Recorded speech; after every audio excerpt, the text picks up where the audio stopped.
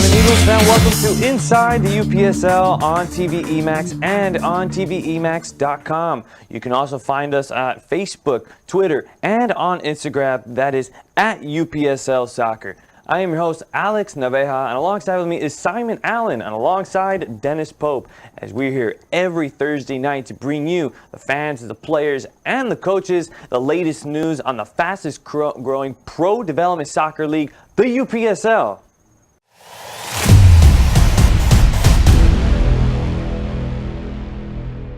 We're going to start off with Off the Top as we bring you the top 3 stories in lower division soccer. Gentlemen, let's go ahead and start off with the big news with Chad Johnson, a.k.a. Chad Ochocinco, coming into the league and finally signing a deal with Boca Raton FC. Do you guys think he's going to produce here with the UPSL? I think he's got a great chance to. He's really locked into Boca Raton. He's been there for several months. He's played some friendlies with them. He really knows what they're looking for, and I think he understands what they're asking of him. And so I think it's a pretty good match for him. He's trying to make this soccer dream happen. He's found a welcoming there in Boca Raton, so I think it's a good spot. Kind of interesting to see him just jumping from sport to sport, but now to see him in a soccer jersey is going to be really interesting to see how that's going to work. Now we have another player jumping on. Now we have Ontario Fury signing the former men's national team player Jermaine Jones. So is this move trying to compete with the whole Landon Donovan signing that he made with the San Diego Sockers, or do you guys think it's for some other reason? Well, you know, Jermaine Jones is a star player. You know, if you look at U.S. national team fans, he's an instant recognizable player. So yeah, it's going to be a lot of PR, but you can't deny the professionalism that this player brings in. He's played in Germany, played for the national team, LA Galaxy. So right there and then, you know, and he's going to bring something to the dressing room. On top of that, he's kind of a big guy and he's a tough soccer player.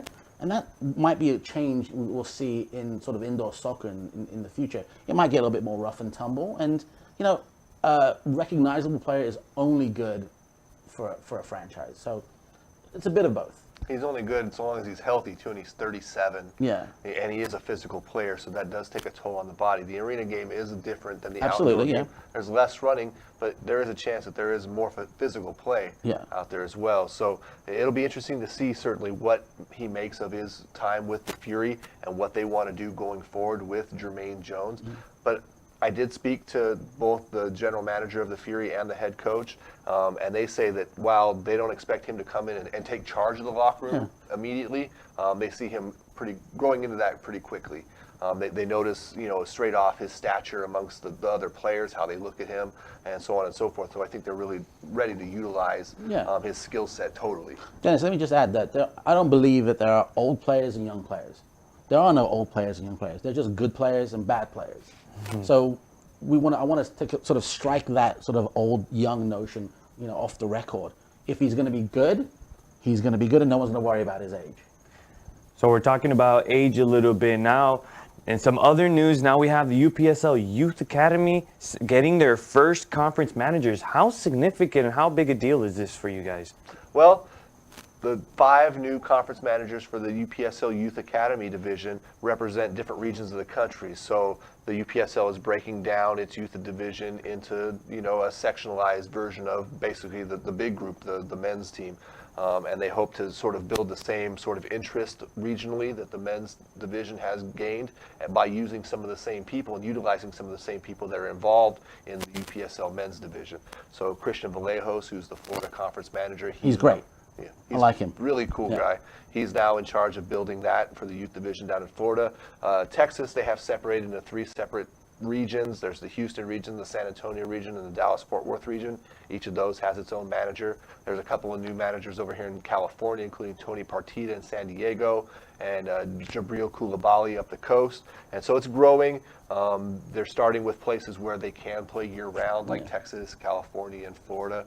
And so, you know, once I think it starts to get a foothold, it'll start to grow, and you'll start to see the UPSL announcing more managers in different regions.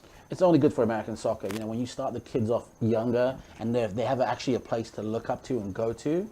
So they start off as kids and for one team, then they move on to the reserve team, then the under-21 team, then the senior team, then they go from one league to the next. This is just essentially America catching up the rest of the world. We're giving American youth a place to start. So it's wonderful that UPSL is doing that. Agreed.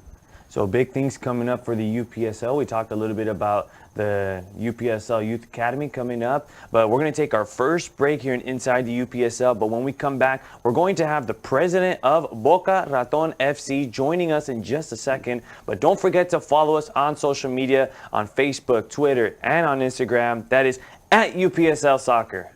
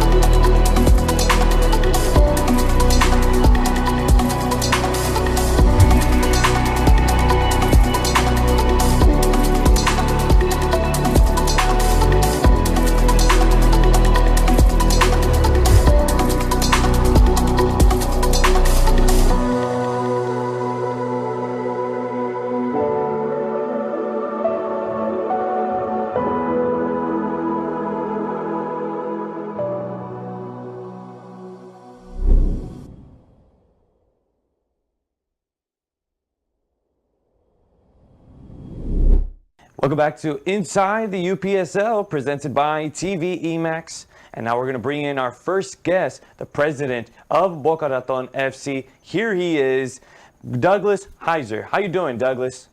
Hey, thank you guys for having me. I love the accent of Boca Raton. Huh? You comment to say it.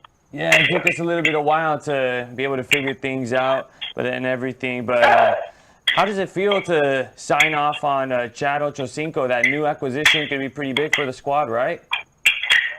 Oh yeah, this is being yes, and you're very lucky. Every year you have a big name playing with Boca Raton, and this year you're going to have Ochocinco, and it's been an amazing experience, and because not only about a good player, but it's about his model, and he's being a role model for the entire team because he's a professional athlete, and this has to be very good for us, believe me. Mm-hmm. So take me back to the process of signing him, and how did it go down? Well, this is starting last year, and I don't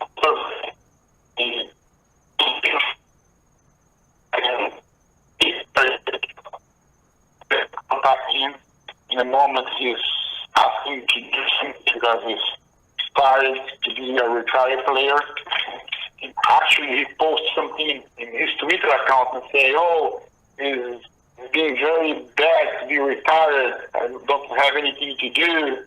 And Pedro sent him a picture with a Ochocinco jersey.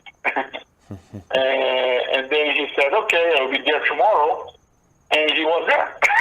It was a big surprise to show up to the practice. And he was the first one to show up. Mm-hmm. And it's been amazing. And like I'm keeping saying, the reason that he joined us, I think, was a little for everything. It's a little for the right moment, right place. Yeah. And also, and he met with us. He said that he's followed us for a while. He know what you're doing. He lives close to the field, and his passion to be playing soccer. So that's very nice. Good. So how excited is the ball club with this new signing with Chad Ochocinco? Have you heard any feedback from the team yet?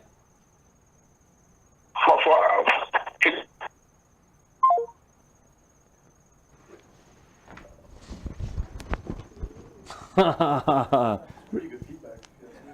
I'm here. Okay, so how are the fans reacting with this new signing of Chad Ochocinco? I can hear you. Something So- bad in the connection. So how are the fans reacting as far as the signing of Chad Ochocinco? Oh, the fans are very excited because he's a very nice person. He's been with the fans all the time. He's doing the training sections. The fans going over there, and during our pre-season, they come in the big numbers to watch Ochocinco. And then one thing that I'm liking more than everything else is that you are bringing a football chance to become a soccer fan. You get it? Because a lot of people who never followed soccer in their life are following Ochocinco, and now they're starting coming for the soccer games. And they really adding new fans. That they are the NFL fans that follow Ochocinco. So he's still playing football, but not American football. But why did you guys decide The to real sign one. him? What's the question? Sorry. Why did you guys decide to sign Chad Ochocinco? Like I said at the beginning, he is an athlete with a big role model as an athlete. And he has so many things to give to the club, not only in the field, but out of the field as well. And he's been inspiration for the young players, and he's an inspiration for people to follow their dreams, no matter what time, what age, and what stage of their life. I don't know if you heard his story. He fell in love with soccer at 11 years old, but and he knew at that time that he's not going to give enough resource for him to move for where he's born. And this is what they play football. And this is a dream. If you guys heard, listen to the press conference that he gave yesterday, he's saying exactly like that. He's following his dream. And this is a big example. And then everybody's getting too much with that. Douglas, you have Kavan Lange from Haiti and Tunisian Maher Souza, who are midfielders. How are they reacting to another midfield player coming in to try to take their spot? Actually, they are good partners. And the coach, Jim Rooney, is working in a very good task when they can use all those guys in the field. And then the other good stuff is, and when Chad needs to be in the bench, he will be in the bench. He's not like, oh, I'm a star, I need to play 9 minutes, you understand? And he's there to play with the team and during the time the team needs. And we don't have any problem with the squad. Everybody's very, very happy with Ochocinco. And we have a very good group. We play together, a group of our players. The majority of the players play together since last season. And then we really have a family over here. Douglas, your first match is just around the corner. How many minutes do you think Chad Ochocinco is going to play in his first match? They can play 9 minutes. They've been playing 9 minutes in all the games. And it all depends what the coach is going to decide. And I know he's a starter. This is what I can tell you now. And but how many minutes he's going to play? He's been playing 9 minutes with us. And I don't see why not. So do you guys already have like a game plan on how you guys are going to use him as far as going into the season? Yes, he's going to stay with us during the season. And again, and I don't interfere in the business inside the field. This is a Coach Rooney decision, and he's a very experienced coach, and I'm not going to interfere with that. But as I see in the training sessions, in the preseason games, he's really going to use Ochocinco. Mm-hmm. And Douglas, how do you plan to use Chad in the team's marketing going forward? Well, our plan with Chad is not. It's more with our non-profit organization than with the profit organization. We have a non-profit called Boca Raton Pro Soccer that is working to raise funds to help underprivileged kids to play soccer. And a lot of people talking all the time about the American model that pay to play, yeah? And everybody knows it's not an easy question, and everybody knows that to get this thing solved, a lot of things will be happening. But until there, and Boca Raton Pro Soccer is going to create a network of youth clubs that is going to pay for the kids who don't have money to pay to play. Understand? And this is what we're going to use Ochocinco. He's going to help us with the non-profit organization. He's not going to ask him anything else than that. And he's happy. And we're going to put him Ochocinco in auction in a couple of days. And this is our goal. But for sure, any company wants to see his brand in Ochocinco jersey, yeah? The man has 3.5 million followers on Twitter. And any brand. Well, I definitely think you guys are going to sell more jerseys this season. Oh, definitely. And to give you real numbers, I'm not ashamed to tell you that.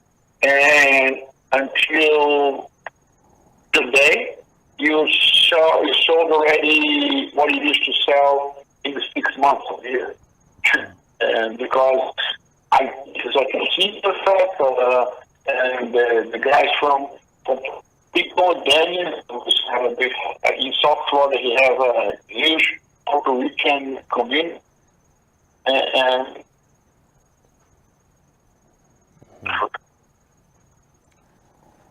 well, Douglas, it was a pleasure having you on the show. Thank you for being on the show with us. Thank you very much. Sorry about the bad communication and all the technical difficulties. And anytime you guys need me, just give me a call. Yeah, we'll definitely do that and stay up to date with everything going on with Chad Ochocinco. Okay, man. Thank you very much again. It's a pleasure to be with you guys, and I hope you have a great season, great UPSL season. Thank you so much. That was Douglas Heizer, the president of Boca Raton FC. As we're going to take a quick break, but when we come back, we're going to throw it our way to the East Coast swing. We're going to go ahead and put on our swing shoes, but we'll be back after this break. Mr. John manages a small football club with just a few followers. Every day he wonders, how can I attract more supporters? Internet is the answer, but a channel is time-consuming, expensive, and hard to maintain. Everything has changed since Mr. John met MyCujo, the football broadcasting solution for small and medium-sized clubs and leagues. Mr. John noticed how everything has started to change quickly when supporters and fans began to arrive. If you want your club to enjoy the same benefits as Mr. John's, sign up with mycujo.tv. Attract more followers for your club and empower its business now. MyCujo, democratization of football broadcasting. mycujo.tv. And welcome back to Inside the UPSL, presented by TVE Max.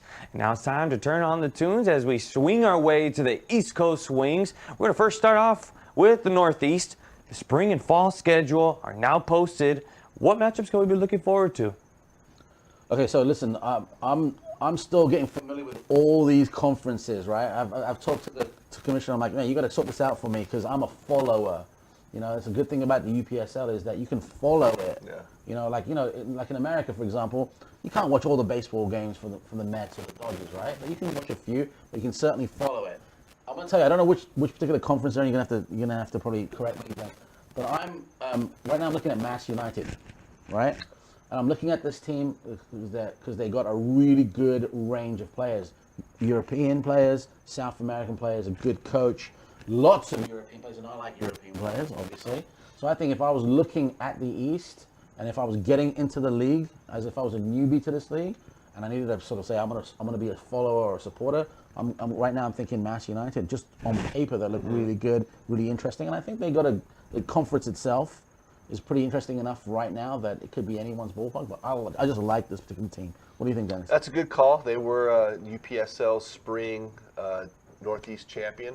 So that's a good call. So they're in the Northeast. Correct. They're Right, the so Northeast champion. my And there's geography. There's plenty of good teams up there. The Northeast has kind of shape-shifted a little bit from last season. There's going to only be one division of Pro Premier, Right. and then probably 2 divisions of the championship. Right. But in the top tier, the schedule has been released for Who the do you spring like ball. in the East? I like Junior Lone Star. They're one of those teams that played in the NPSL and joined the UPSL. They had thought about maybe doing Founders Cup. They're a big club with a lot of quality backing there in the Philadelphia area. I think that they have the right formula to challenge. They have the right athletes. It's just going to take maybe a break or two, a little bit of luck going their way. Philadelphia's a hotbed of sort of amateur soccer, lower league soccer. Some great teams out there. You're made out of hard stock if you're playing in the field and soccer in Right, in the Northeast in general. Yeah. The weather's rough. So. Yeah. It's always fun. The East Coast is always fun to watch. You sort of like, low league football, really good. You can see hard football. You can see football in the rain. You can see football in the snow. So if you're a fan out there and you want to stand out in the cold, have yourself like a nice big hot chocolate. Yeah, that'd be nice. Watch it. Yeah, I'd go for that one as well. I like Real New York too. It's our UPSL's first New York team. Yeah. Based in Queens. It'll be interesting to see Nice. what they make of themselves this season. Queens, another hotbed. This is my second home, Queens. So Oh, okay. the football there is really good. You have to be really good to even get selected to play in any kind of league there. So I'm obviously looking forward to Real, that particular team. You're going to look at quality there, no matter what happens. So if you're out there looking as a follower, as a fan of UPSL, I'd go with that one as well. So we're going to go ahead and make our way down south, and we're going to go to Florida. So are 3 Palm Beach clubs too many, or you think it's a good amount? We'll start off with Dennis. All right. That's quite a bit. There's the Palm Beach Breakers. There's the Palm Beach Spartans. And there's the Palm Beach Flames, which is a brand new expansion team that the UPSL is yet to announce. But all these teams are going to participate in the spring season in the South Florida division. Where are they all going to play? Are there 3 different high schools? Are they sharing facilities? A little bit of that remains to be seen. But I think local derbies are always going to be to the benefit of lower division soccer. Well, this is kind of a new thing going on in America right now. It's like we've got 3 teams. Okay, let's look at LA, for example. We're in LA right now. We've got a bunch of teams here. Who do you support? But all around the world, you can look at where I'm from, London. You can just, it's stone's throw away from each particular sort of stadium. So so this is where the business side comes in. I love it when there's 3 or 4 teams in the local area, because what's going to happen is the football has to be good, the business side has to be good, and the fan outreach has to be really, really good. So we'll see, and that's the cutthroat world of, I guess, soccer, right? For the football, if there's 3 teams, in the one area, well, guess what? The best players are going to go to the best, the best run team. So we'll see what happens. And having there's no such thing as having too many teams in the area. True. Do you remember the time when, LA Galaxy and Chivas were playing in the Chivas? Yeah, the same, yeah. I go to the same stadium twice in a weekend. What's the difference? It's great. I want to watch great football. So you can do the same thing, in Florida. Watch great football, support your local club, and whoever sort of gets to you and sort of tugs at your heart, and you're going to be their fan. All 3 really have great looking kits too. They all really embody that really colorful Florida scheme, and their jerseys you should check out for sure. So big things happen over there in Florida. Now we're going to make our way towards Southeast, as the Mid-Atlantic Division is already up and running. There's already been 2 shutout wins for some ball clubs. Can you guys tell me a little bit more about these shutout wins? I'm going to revert to Dennis on the Sure. point, Lowcountry United, one of the original Southeast Division teams, they got out to a fast start with a 2-0 victory. I should say a 3-0 victory. They beat It'll come to me. I'll think of it. And then Soda Springs FC, they got the other Email shutout him. victory. Yeah, hit me up, Alan. I know you're going to watch the show. Yeah, you guys played FC Cardinals out of Winston-Salem. Good save. Yeah, right. You guys won that game 3-0, and then Soda City FC, they beat Charleston United, the other Charleston team, 2-0 in their opener. Why is it called Soda City? Is it because they drink a lot of soda? Columbia, South Carolina was a soda manufacturing capital of the Southeast. Like drinkable soda. Pop. Yeah. Cool. Right. So their logo has bubbles in it and the whole deal. Yeah. No, so without following it, you don't know. We learn something every time. We come on that's the show. amazing. Soda City out of Columbia, South Carolina. I've got a fan out of me now. They participated in the U.S. Open Cup this last year. They're not very far. They made it all the way. I think they lost in the last round, so they were up until the last qualifier. Had a few more drinks before, Maybe a little bubbly. So we're going to make our way towards the Midwest as news has been brewing over here in the Midwest as TV's Rob Stone posted up a picture to be more specific, of him wearing a Bavarian SC jersey. Do you think this type of coverage is what lower division soccer needs, or what do you think this means? Well, listen, I mean, if Chad Ochocinco is going to get you more coverage, and Jermaine Jones is going to get you more coverage than this, of course you want these folks that are on TV, on network TV, promoting it. Now, Rob Stone, to me, I think he's one of the hardest working guys in the business, and he's got a tough job. He's got to actually sort of control the pundits on TV. He's got his job. Yeah, pretty much, Right. and that's a tough job. He's been on my show, and he's a great guy, and he loves football. So any kind of sort of support from these guys on network TV, from whichever, I'm not going to name them. Can I name them, or should I? Yeah, we can throw it out there. From Fox or ESPN or BN or whatever. Getting those guys involved is key, and any kind of support is absolutely sort of welcomed. And he's a great guy, and hopefully we can get him on the show. Yeah, Rob's a great dude, and to wear the UPSL championship jersey, I mean, I think that speaks volumes about Bavarian and the UPSL. So our final stop is going to be at Texas as FC WACO and Inocentes FC. They're going to be selling tickets for that friendlies going towards Erik Reyes since he was diagnosed with Hodgkins disease. How big of news is that, and how much is that going to help out Erik Reyes?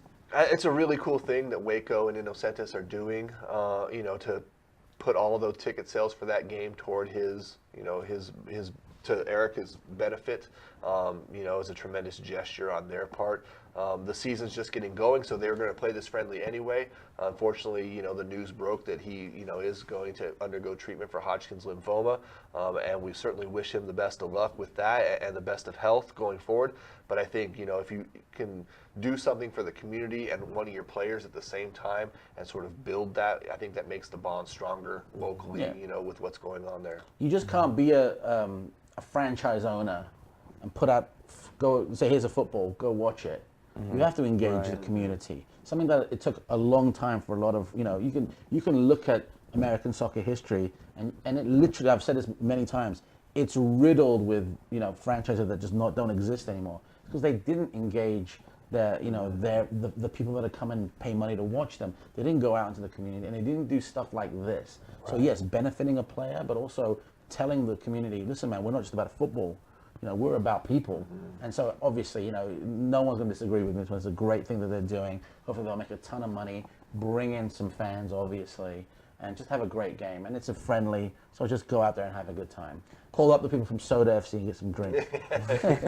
So definitely them trying to help out the community. Our thoughts and prayers do go down to Erik Reyes. Hopefully his procedure goes all well and he becomes healthy as soon as possible. But that's going to be the end of the tune here at the East Coast Swing as we're going to make our way to the West Coast to say what's up to the UPSL West Coast.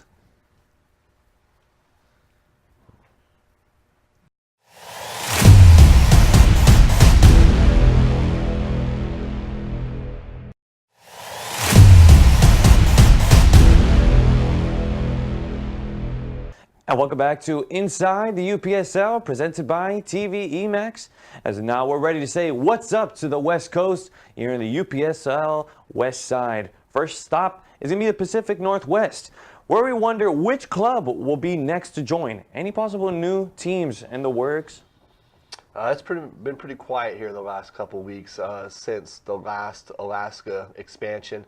I think teams are starting to try and get a little bit going. The weather's still rough up there, so it's still slow. And I think unless you were prepared, coming into like the fall winter session, you weren't going to be ready to announce for the spring yet. So there are some teams out there who are still kind of rumbling, but the last week since the last show, not a whole lot's been happening. But I do wonder, where the teams in the Portland area are. Yeah, it's like that's the hotbed of football in America, right? Exactly. Everyone says, oh, it's where America's football started. So where are they? Did you say Alaska? That's correct. You got a team in Alaska. There's 3 teams in Alaska now. Wow. Yeah. What's going on in the winter there? Is it they just put Nothing. ice skates on? They should still be playing with ice skates. Goalkeeper's a seal or I something? do know that they have indoor facilities. Oh, of now, course they do. Of course, right? yeah. So, they can run soccer generally pretty much whenever they want, but they're trying to get an outdoor season going for this. So it'll be the summertime when they can play at midnight. We were talking about it on a couple shows ago, how we could have like a 4-peater throughout the day, like games at 2, 4, 6, 8, and then like 10 up in Alaska, and make it like a full day's worth. And have my crew go Right, do it. exactly. And that would be awesome. Exactly. Has there ever been an Alaska team in U.S. soccer history? I don't think I don't know about it soccer history, but there's never been a U.S. Open Cup qualifier out in Alaska, which is sort of the baseline for amateur soccer clubs in the country. So, this will be a first to have a first real amateur season up in Alaska that's part of some sort of national league like the UPSL. So it's exciting, and there's still going to be more teams to grow. And I know that today there was a logo put out for the potential of a Canadian Premier League team in Anchorage, maybe. That's still sort of out there, maybe. But as it stands right now, the Pacific Northwest Conference and the UPSL will be Alaska and Washington at the moment. I would love to see the rosters of the Alaska team right now, where they're coming from, who's going to. How much you guys want to bet there'll be a Brazilian on the squad? I wouldn't doubt it. There's a lot of players up there that have to go to Idaho and Washington and Oregon to play college ball, and then they come back and they, go to work. They don't play soccer again. So this will be the opportunity for them to, rebuild. That's the beauty of UPSL, because I've been following you, for a while. Alaska, I mean, it has really been widespread across America to where if you don't have a local team, you might not be looking correctly. Right. You know what I mean? You're missing out for sure. Well, you're obviously not looking. I mean, it's got to be there because it's in Alaska. You said there's 3 teams everywhere. Yep. Wow, I would have a hard time picking which one of them. So. Most of the teams are up there in the Anchorage area right now. That's the heavily populated center of Alaska. So, you'd imagine that there'd be a few more teams come from there, maybe a team from Fairbanks, maybe some teams down in Juneau, maybe get that team up in Nome. I love it. That's like the North Pole. But so it's going to be awesome no matter how it shakes out, and it's only going to get bigger and bigger as time goes by. I can't wait. I mean, listen, again, like I said, if you're a follower of football, this is just that alone, following Alaska would be something that you just spend hours and hours pouring through. That's fantastic. So now we're going to make our way towards the mountain regions. For the first time ever, are big things finally coming for that region? This season, there should be 8 teams in the mountain region, which is by far the most. I was talking about where like Boise, correct, Boise Idaho, and then San Juan FC, correct, Utah, Idaho region. So there's going to be another team here in the next few days come out of Salt Lake City. That's a scoop. Yep, an all-African refugee team called African Stars FC. That's the first ever African owned and operated team out of Salt Lake City. Wow. So that's a big, important step for the immigrant community there. And they'll join several other teams in the greater Salt Lake area that are about to join the league as well. So now we're going to shift our way towards the Southwest. Now, will Sporting AZ FC's preseason pay off with all the hard work that they've been putting in? Is that the same FC that was in the? Correct. Yeah. They played Bavarian in the spring final. Correct. Yeah. They've played some really high-profile friendlies this spring. Yeah. They played FC Dallas, of course, MLS club. Yeah. And the new USL team out of New Mexico United. The results obviously aren't there for Sporting AZ yet. The level of talent is obviously there's a disparity. But even to be able to schedule those friendlies, make that happen, that means the front office is working. Right, and the club is respected enough to have those teams face off against them. So that means, many things for Sporting AZ. Does it mean anything competitively yet? That sort of remains to be seen. Mm-hmm. So now we're going to move our way towards NorCal as we're noticing Contra Costa FC is getting some noise and getting some treatment from Protagonist Soccer. What's going on there? Why are they getting attention from them?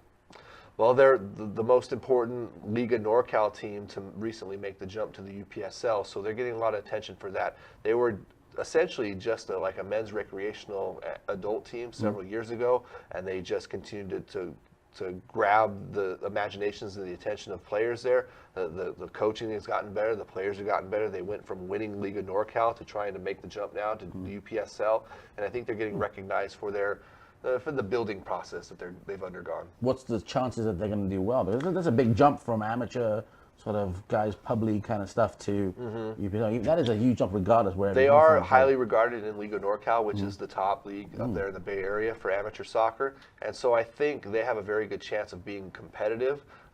That Wild West Conference does have some fluctuation happening on a regular basis. Last year it was Jaws of Redwood City and the Nevada or the Western Nevada Club, I should say. I think they're Nevada Coyotes FC, right? I don't want to miss. They've had a name change. They're Nevada Coyotes FC. Those were the two top teams there last year. Nevada Coyotes is always going to be a very strong team. They're the best, or one of the best amateur teams out of the Reno area, and they travel constantly into the Bay Area to play these teams. But getting back to Contra Costa, talent, location, their facility is good. I think they have a lot of good things going in their favor. So some nice history coming out of Contra Costa. The idea that we want to sort of promote this sort of promotion and relegation stuff. To have a team, let's call it what it is. This was a recreational. I call it a pub rec team, pub team. Right. Something that well, no, we can be good. We can go ahead and go toe to toe with anyone above us. Well, this is something that we can follow over here too. And that doesn't happen too often. I mean, it happens on a higher level, but not at this level too much. So if they got the gumption to go ahead and come into the league, we want to wish them well, obviously, and keep an eye on them. Let's see what happens. And they'll be a tough out. I think they're going to be a real competitive squad. How do you think they're going to do in U.S. Open if they do that? They'd have to make that decision first to qualify in the fall. But given their stature there in the Northern California area already, they could probably win a game or two and see their stock rise quite a bit. It'd be nice to see that. Yeah.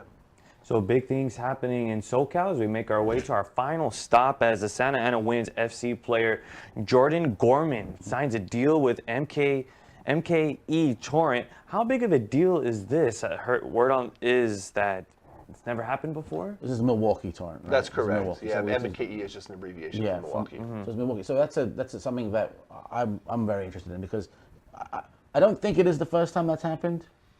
I think it could have been something. It could have been another different, but it's still big news here in this league. So again, we have to research that, but it's a big deal for UPSL that a player that Santa Ana Winds is good enough to go and sign a pro contract. The next match, I think, for Santa Ana Winds is with Newcastle and San Diego. I think that's correct. And that's going to be a sort of a big tell because this player that Milwaukee picked up was a defender. Gorman is a striker. Is a striker? Yeah, he's been their leading scorer the last 3 seasons. So let me rephrase that.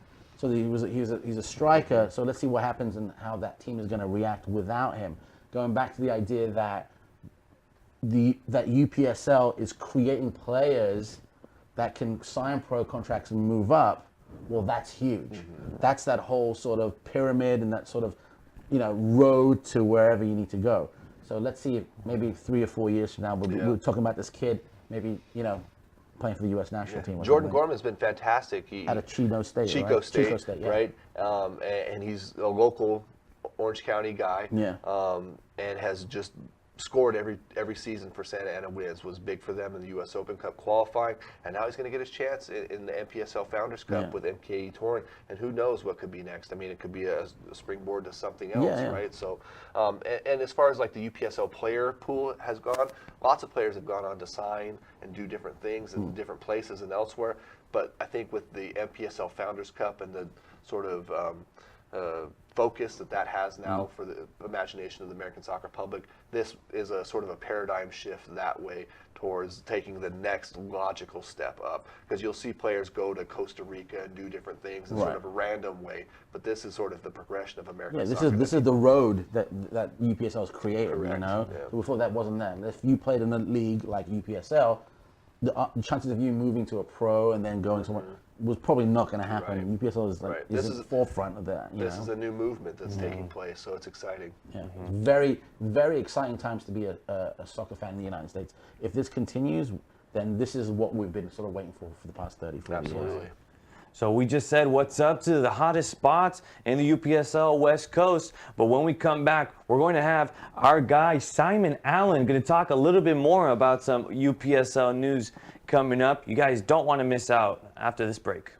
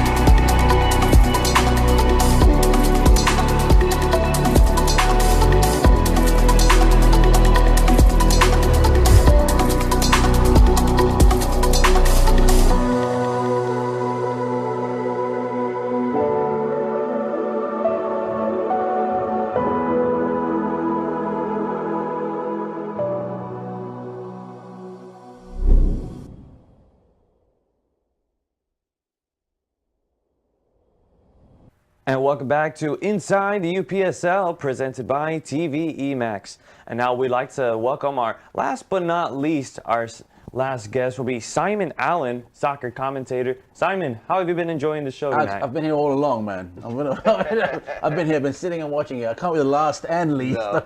No, we're still going to welcome you. We're doing all right. We're enjoying the show. I'm having a good time. I want to go ahead and do a shout out to the crew out there. Doing a great job. You know, always we're going to remember, you know, the guys in front of the camera, we look good, we sound good because of these guys. So big up. Maybe, you know, a few drinks, a coffee once in a while might help. That's right. Yeah. What's going on in LA, guys? Because we're in LA right now. Hopefully everyone out there knows we're promoting UPSL.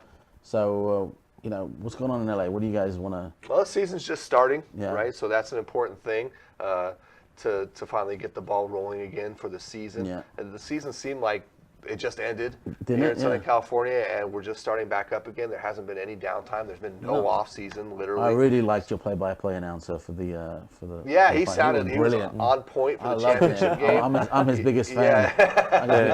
Every morning, I was like, who is this guy? He's amazing. Guy. He's amazing. Yeah, I brushed my teeth to that guy. Yeah. Let me tell you, that's awesome. He was a steal too. I got to tell you, he agreed to do it just a couple days before and really saved our bacon. So you better write his name down, put him in a book somewhere. Right. I want to talk about, because we're in LA, right?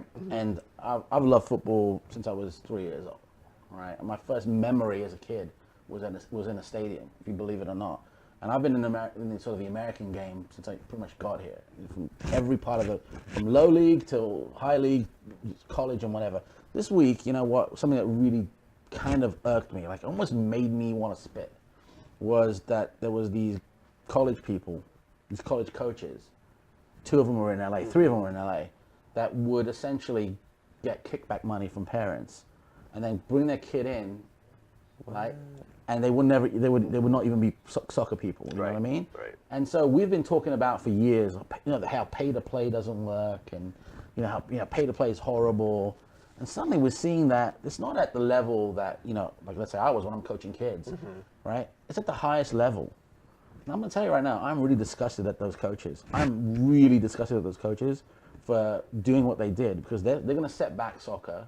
The amount of work that we've done, and I'm talking about us, we've done to promote it and make it sort of a legitimate, because remember when I first came to America, there's no soccer on TV. And if you played soccer, you're like, what kind of guy is this? You know, So now that this is happening, you know, it's really going to affect how people look at soccer. And amateur soccer starts in college, and soccer coaching starts in college. So I'm also thinking about like all these kids that never got a chance because some coach got a kickback from this is really big news, and I want everyone out there to know it. And it's really going to affect soccer in sort of ways that maybe we're not going to see right away, but it's certainly kind of disgusting, you know? It'll cause a ripple effect, I think, across the NCAA. Yeah. And you're going to see people take the fall for this that maybe not necessarily involved, but they were the athletic director who oversaw, that soccer coach and hired that soccer coach, and so then they're the responsible party in that situation. But, college coaches taking money from, well-to-do families and so on and so forth, right? That's against everything that sporting merit is about. Right.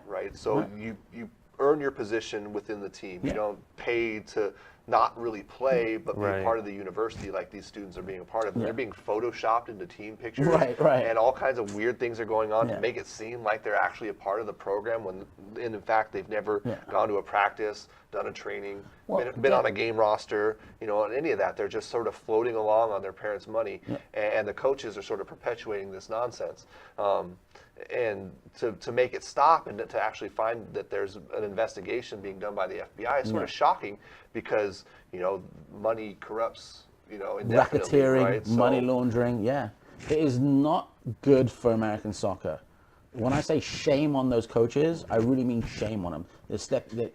What you did, if you're listening out there, and you are going to pay for that, legally going to pay for that.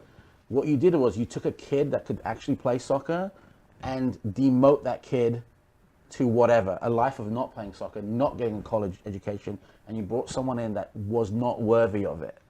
That is a sin in my book. That is not correct. So we might have, who knows how many, and I'll rephrase this, who knows how many really good soccer players we lost because of this practice.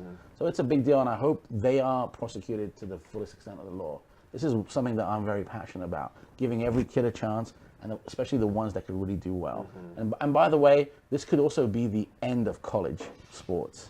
And this is where I think proper soccer leagues can take up the mantle.